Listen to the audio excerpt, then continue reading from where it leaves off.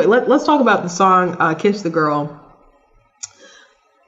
Because they did change the lyrics to the song. So they didn't change it by a lot, because it's like, I'm not going to play the song because I don't want to get hit by copyright, but it's, there you see her sitting there across the way. She ain't got a lot to say. There's something about her, and you don't know why, but you're dying to try. You want to kiss the girl. And then the part, they're saying they change it so it would be more PC. And so there's a line like, it don't take a word, not a single word, go on and kiss the girl. And they're just changing it. It'll just say, she could say the word or something like that. Let me I had looked it up. It's on my phone. That's showing your face. I'm sorry that my face is interfering. Yeah. But you know why it didn't take a single word? She couldn't talk. Yeah. She couldn't talk. She's giving him doe eyes, like. No, but the thing that really bothers me about it, though, is if you look at the song and the moment in the film, they're seducing him. They are setting him up. They're setting him up. They are setting him up. He doesn't know the fish can talk. He doesn't know the birds are talking. He doesn't know what's up with all these lights. He doesn't know that they're all communicating with him. His dog doesn't talk to him. How come his dog ain't talking? I never thought about that before. But why the fish talk? Why can some animals talk? And because they're talking, because he's like, did you hear something? And so he's hearing something. He's clearly hearing music. He doesn't know where it's coming from. No, he's hearing music, but he's hearing, just, it seems like he's kind of hearing their suggestions or whatever, a little bit, the whisperings and stuff. Or maybe only Ariel can hear them talking, and I'm misremembering things. And I remember Sebastian coming down on a leaf and being like, kiss the girl, and he's like, what's that? I mean, does it sound like... And she's like... Maybe it just sounds like crab noises. I don't know what crabs sound just like. Chittering in your ear. Like, what was that? But Sebastian clearly thinks that he can hear him. Yeah. So again, I don't know why he can't hear his dog talk. Max, is that the name of the dog? But they can hear the seagull too. What's this conspiracy against man's best friend? So they change. You hear their original lyrics are "Kiss the girl."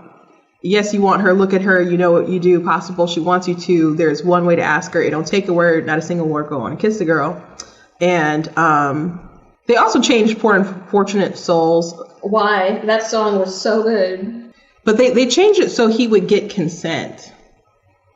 Some kind of consent. But the point of the song is that in Ursula's songs talk about like body language or certain things that you can convey without having to verbally say them. But again, they're setting him up. They're seducing him the whole entire time. They're seducing him the whole entire time, doing the music. He doesn't know these animals are talking or whatever, setting the mood or what. They plan the date or whatever for him to be able to be in this moment, this romantic mood. So the atmosphere would be set and he would kiss her. So this idea that he would be in the wrong. Okay. Katrina said that Sebastian is the one who told him her name was Ariel. This man is in the middle of a lagoon hearing all this music and all these voices, and he's just like, who's telling me to kiss her? Ariel. Her name is Ariel. Ariel? So her name is Ariel, and she's like, and then he just doesn't question it. He doesn't question it. So they're plotting for this man to kiss her so she can have her permanent legs and live up the status that she wants. People are like, oh, Ariel, she gave up her voice for a man, ignoring, even like the voice actress of Ariel was like, did y'all forget the first 15 minutes of the movie? Like, she clearly wanted to be part of their world. And then she happens to meet a hot guy that's... She was an anthropologist that just happened to meet a boy when she was studying. Yes. Like, how do you know that this isn't like a gold digger situation? No, I assume that she loves him and everything, but they did have a happy little life together. But I didn't see the other movies. I saw 2. I didn't see 3. Oh, I didn't see 3. There was a third one? I'm pretty sure there's a third one. Maybe I'm thinking about the 3 Cinderellas. I didn't like the second one. I didn't really like it, but they were seducing him. So this idea that they need to change the lyrics. Again, it's not a big change of the song, but it's still not warranted. It still shows the overreach of people being easily offended by nothing, or just overly sensitive, absolutely overly sensitive, unnecessarily. And it's not like everyone isn't aware of the song. Mm-hmm. The Little Mermaid has a banger soundtrack. The only one that's kind of like is the one at the beginning when they're introducing the daughters of Triton. Like, we are the daughters of Triton. I didn't know that song existed for a long time. Until the live show? I think Kingdom Hearts. I'm like, what is this singing right now? Yeah, I feel like I never saw the movie. Disney always pretty much has some kind of intro song that's a little whack, like in Frozen. It's like, this music doesn't go with anything. Yeah, we are cutting ice. But Lion King, every song was like a banger though. Yeah, that's true. The Lion King, every song, every single song. Disney's Hercules, every single song was a banger. But her songs are iconic.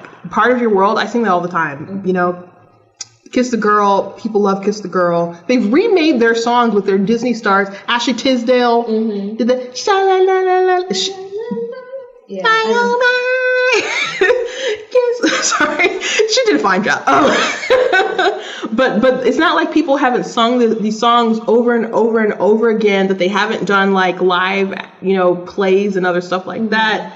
Like Little Mermaid on Ice or something. I don't know if they do all these songs on there, but the point is that you can't just erase the fact that we all know how the song goes. Yeah. Like this is your content that people love and adore. You don't need to switch it up. The story is fine enough. And again, they're seducing the man to action. They are. Subliminal messages to him.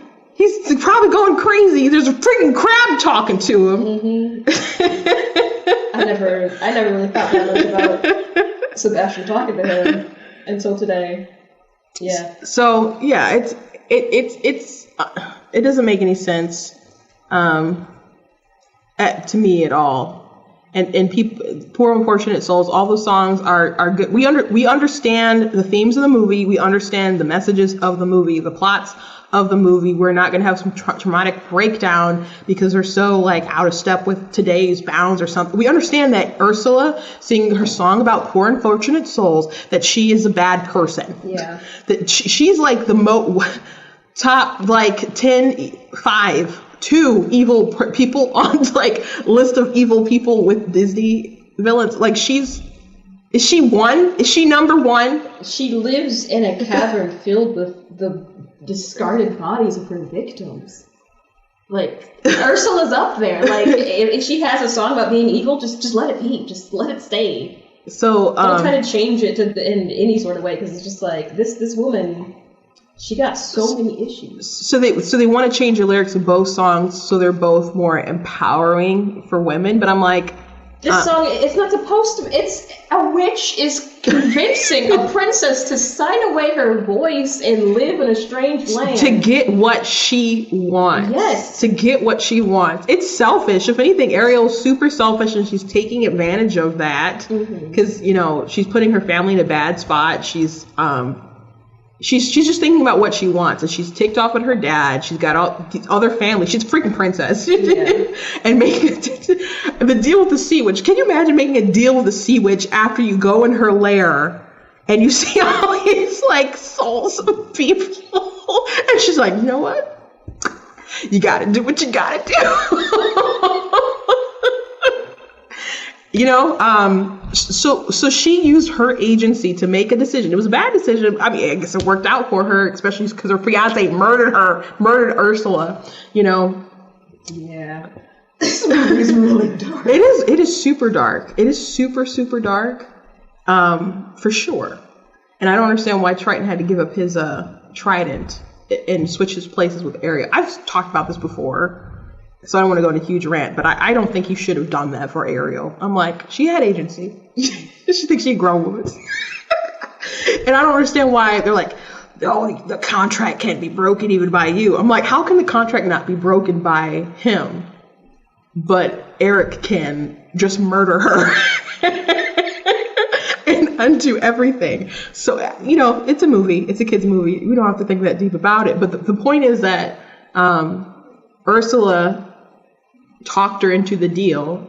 She made a decision. It's fine that a bad guy is singing a song doing bad guy things, and you can just leave it at that. You don't need to take on poor unfortunate souls and make it an empowering song. But even from Ursula's perspective, she's trying to manipulate Ariel, but she's saying that you and your body and your you have more power than what you know to manipulate men, and she used the animals to do that, did she not? She did.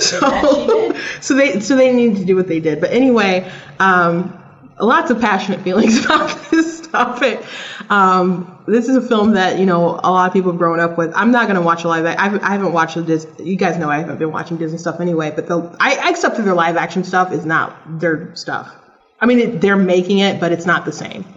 And I've gotten over that. I'm not like emotionally invested in this. Like, my hopes and dreams are just dashed. It just doesn't make sense from a creative standpoint, from a organized, to me, as a creator myself who has made things and would, you know, like to see them in other mediums. To me, it just blows my mind that they would have this really iconic character that people love. She's a beautiful, one of the, you know, their princesses are pretty, but she's so iconic. She really stands out. One of the reasons that she does is those big blue eyes and the red hair, especially against her really pale skin, and her hair visually pops a lot under the water.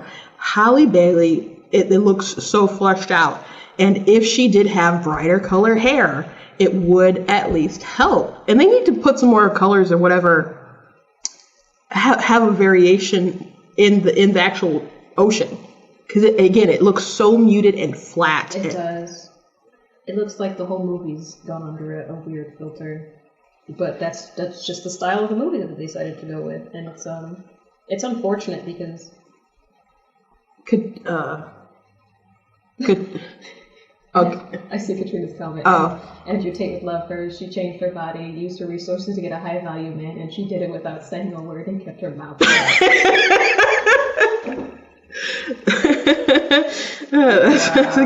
That's a good comment. That's a good comment. Thank you for watching my video. Make sure you go to blacktnews.com and check out different articles, different videos, and also check out our merchandise.